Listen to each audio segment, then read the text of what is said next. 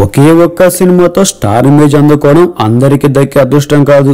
అందుకే అంతులేని టాలెంట్ కూడా ఉండాలి. కానీ చాలా సార్లు ప్రతిభ ఒక్కటే క్రేజ్ తీసుకొని రాదు. మలయాళ ప్రేమంలో నటించిన సాయి పల్లవికి అన్ని కలిసొచ్చాయి. సింగిల్ మూవీతో స్టార్ రేంజ్ పొందేసింది. ప్రేమం తర్వాత సౌత్ లోని అన్ని భాషల నుంచి ఈ భామకు అవకాశాలు వెల్లువెత్తుతున్నాయి.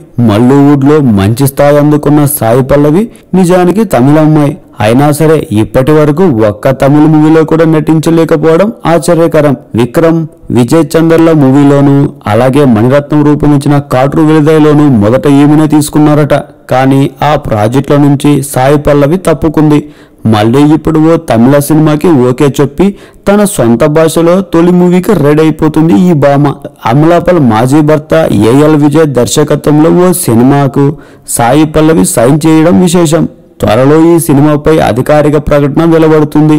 మరోవైపు తెలుగులో వరుణ్ తేజ్ హీరోగా శేఖర్ కమల దర్శకత్వంలో రూపొందుతున్న ఫిదా చిత్రంలో నటిస్తుంది ఈ సాయి పల్లవి. మీకు నచ్చినట్లయితే సబ్స్క్రైబ్ చేయండి. ఫిలిమి స్టార్స్ బోల్డ్ అంత న్యూస్ బోల్డ్ గా.